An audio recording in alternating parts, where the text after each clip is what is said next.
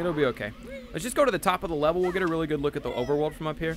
Those guys don't actually take your health away when they hit you. They take a feather and an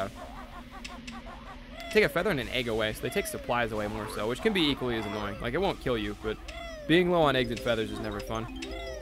And as you can tell, we're so high up, the music's not even playing here. It's more like being at the top of a skyscraper and hearing the wind blow. I'm to the top of this. This is in the picture of the tower.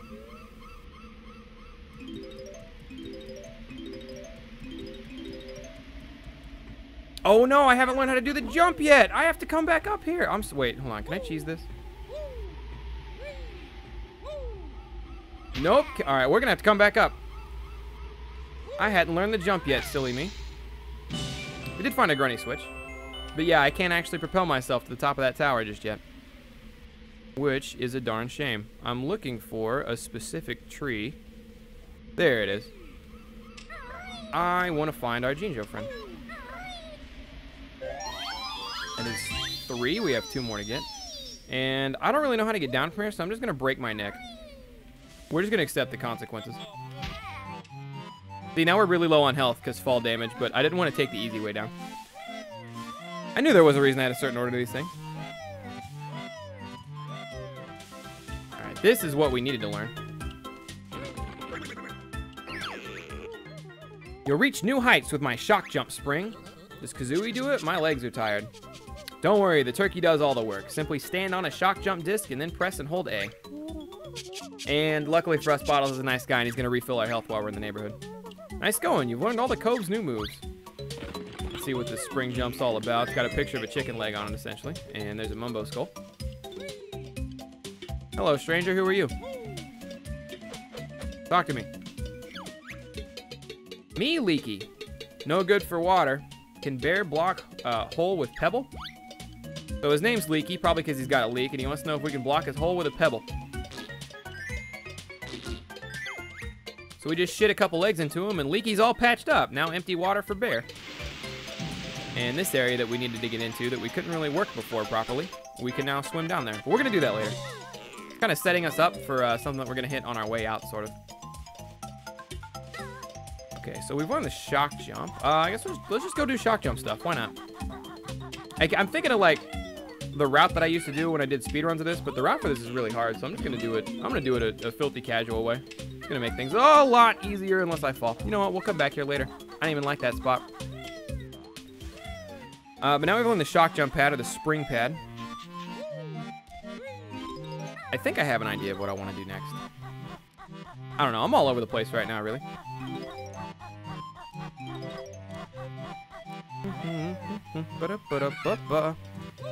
This is a child-friendly game. Not like Conker's Bad Fur Day, which is made by the same people, which is not a child-friendly game. Fuck. That's part of the song. I was just singing it. I'm messing everything up. You know what? We're gonna do this level's mini boss battle.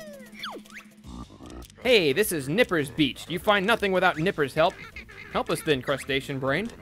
Grr, cheeky bird need feathers clipping. Oh yeah, just try it, shellhead.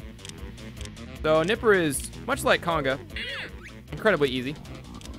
He snips 3 times. 4 times, technically. One of them's with the little one, so it doesn't count. And then when he's done, you poke him in the eyeballs. Poke him in the eyeballs 3 times. He not only retreats into his shell, he actually dies in there. Because we follow him in here, and we never find him. He flies back into his shell, and then he's nowhere to be found after that. So we have over half the notes for the level already. Making progress, moving right along. Get rid of both those guys, because they are annoying. Ba-dum-bum. So we have half the notes for the world, which means we've been around it quite a bit, but I only have 3 jiggies so far.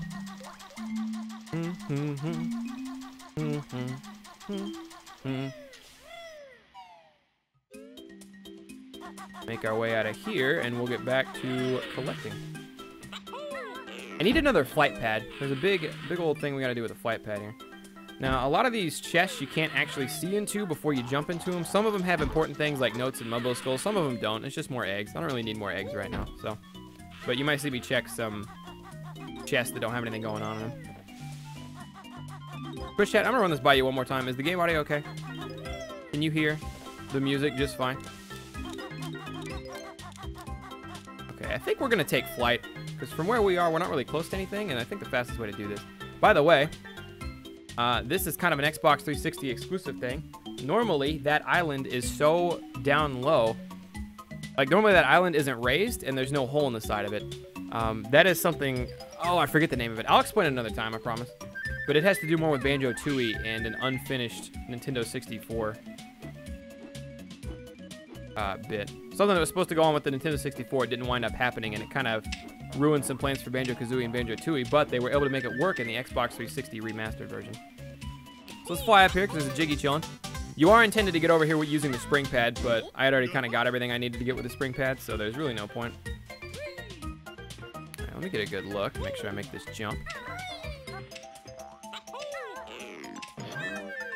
Alright, so we got this Jinjo, and then we pretty much got everything we wanted to get from this spring pad.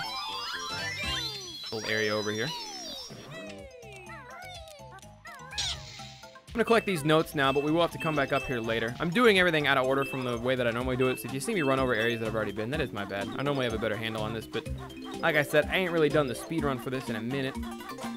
So we gotta go back into shark-infested waters. It doesn't actually spawn until you land in the water, so that's why I tried to get as far as I could before. And then he will go away when you're out of the water for a little bit, so let's let him go away. And then we'll make our way back. Much faster to the jump and flutter, as opposed to just swimming normally. And now we get to do one big old long run for a treasure hunt. You guys will see momentarily. My stomach is growling like the dickens. Let me tell you, I am going to take a short break to go put food in the oven after this, I think. Bum-ba-dum-ba-dum-ba-ba.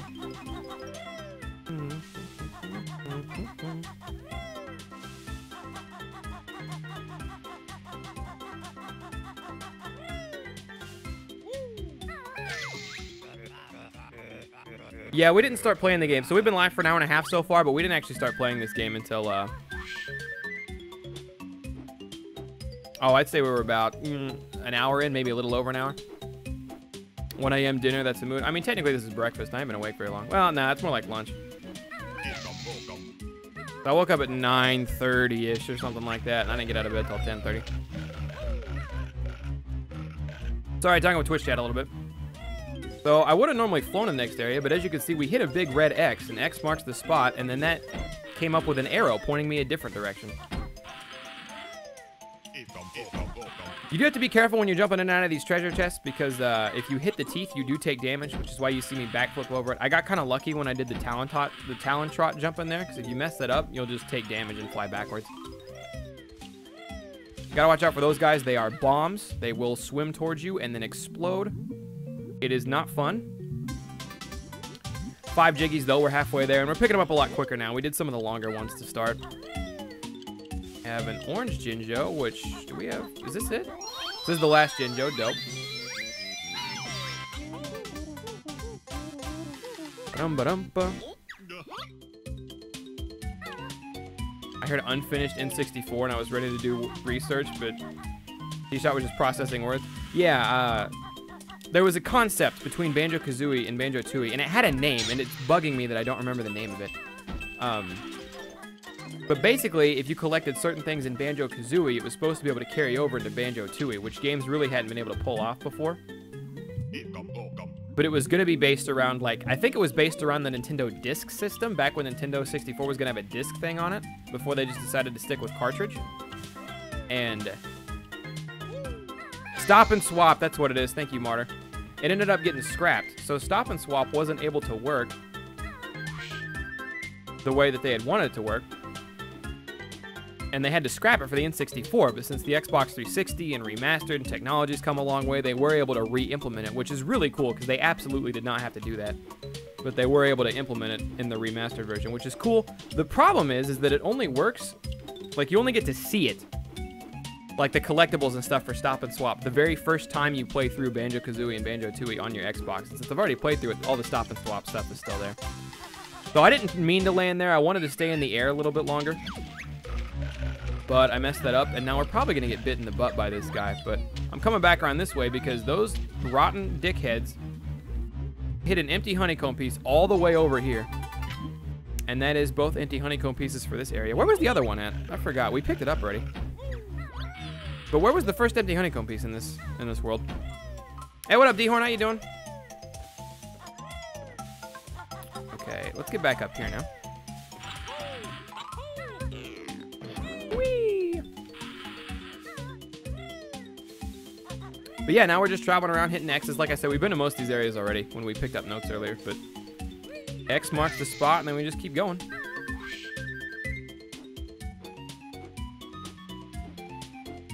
Fun fact, Thunder, during your other YouTube playthrough, that's also where you fell in the water and got bit. Man, I'm not shocked. That probably gets me about every time.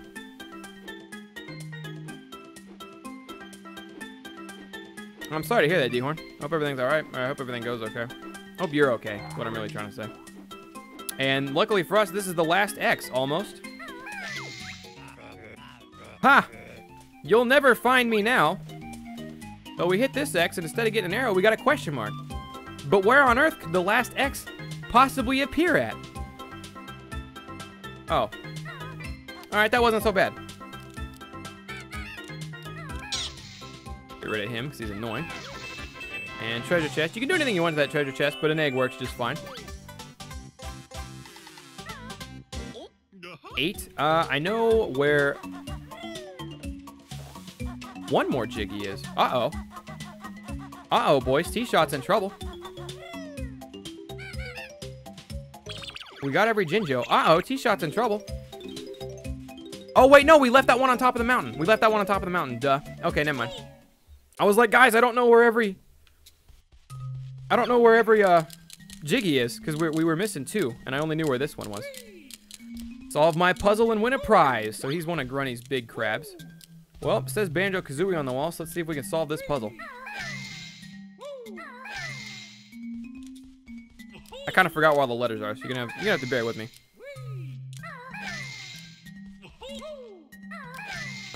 Y'all got any more of them K's?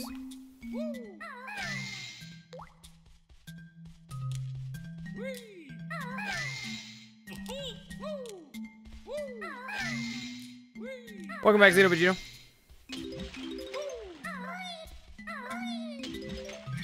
And there's all 100 notes. There's our other O, I, and E. This guy's a pretty big dickhead. He a little bit stronger than the other crabs. Let's just take care of him. Fastest way to actually beat this world, assuming I wasn't an idiot and I would have been able to get the spring jump Jiggy that we're about to go get now. If I'd got that before and this would have been our last Jiggy, fastest way to leave the world is to come in here with almost no health and then grab that Jiggy and land on the crab. So the crab kills you as you land on him, and it sends you right back to the beginning of the world. If you ever die, it sends you back to the start pad of the game. Basically what's going on there. So we need the flight pad, and then we'll grab the very last thing that we have to get. We got all the Jinjos, we got the honeycomb pieces, and we got all the notes. And the 3 checklists really are just, did you get all 10 Jiggies, which include the Jinjos, because you have to get the Jinjos to get all 10 Jiggies. Did you get all 10 Jiggies? Did you get all 100 notes? And did you grab your 2 honeycomb pieces? And those are the main checkpoints that we're trying to hit in every level. Keeping up on your eggs and everything is nice, but it's not necessary. So we're going way up here. This is the fast way up here. Look, that one's frozen in midair. I think we were too far away for him to be properly loaded, or he was actually, like, glitched on top of the other one, but I don't think I'd seen that before. Later, Simply Casual. Thanks for hanging out. Alright. I was going to try to pick that up and then just fly away, but that was not happening, so. That's okay. We get a good view from up here. There's pretty much one of these in about every level. It was Ticker's Termite in the other area, and I didn't really stop and drink it in because Mambo's Mountain isn't that big, but yeah. You could see everything from up here. A big difference between the Xbox 360 version and the Nintendo 64 version is the draw distance, and what that means is how far away you can see objects and enemies. Banjo-Kazooie on the N64 actually had kind of a bad problem with draw distance, where even if you weren't very far away from an enemy, like you should be able to see him, you couldn't until you got kind of close to him. It's not awful, but you have to be kind of close to enemies or notes or things like that before they appear on screen. Xbox 360 doesn't have that problem. As you can see, the honeycombs twirling in the distance on that small island over there. But we've been in this world long enough. Interesting. I did not think that would play out the way it did. Let's just slide on out of here. I don't know how we didn't take damage, but I'm not going to question it. And we'll get to Treasure Trove. We'll unlock the next world, and then before I enter the next world, I will... well, I have to preheat my oven, actually. Because I am hungry and haven't eaten today. That was Treasure Trove Cove. If I remember correctly. Oh, no. Did I hit the grunny switch? Where was the grunny switch? My memory's so fuzzy. I did hit the grunny switch. Oh, thank God. Pick up some red feathers because we need them. Gulp. And that is 3 Jiggies for the overworld.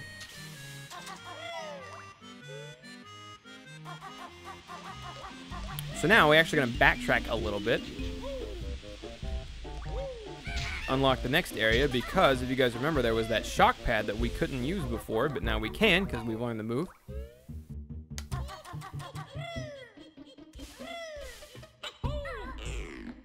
This game has stellar music, for sure. So there's a few more puzzle pieces to fill. If you want to place all your pieces into the picture at once, you can just press the right trigger. Now, funny story, I couldn't do that until he told me that just now. It's not that big a deal because Treasure Trove Cove only has 2 puzzle pieces to enter. Like, Mumbo's Mountain has 1, so it doesn't matter at all there. Treasure Trove Cove only has 2, and then you have to enter 2 more in Clanker's Cavern before he tells you about it. But you can't walk up to Treasure Trove Cove or Clanker's Cavern, which is the name of the next level, and just press right trigger. He has to tell you can press right trigger before that actually works. We'll go in that pipe later on at some point, I'm sure. But for now, Clanker's Cavern is actually up here.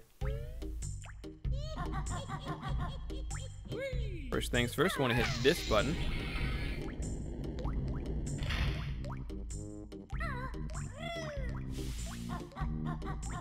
Whoop.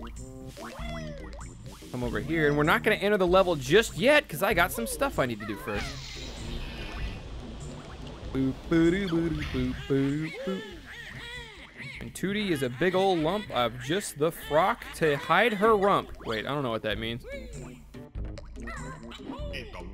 And there's a secret little Mumbo token for you, and I'm going back over here first. We're not entering that level just yet. Shit. Okay, that's why they made this platform.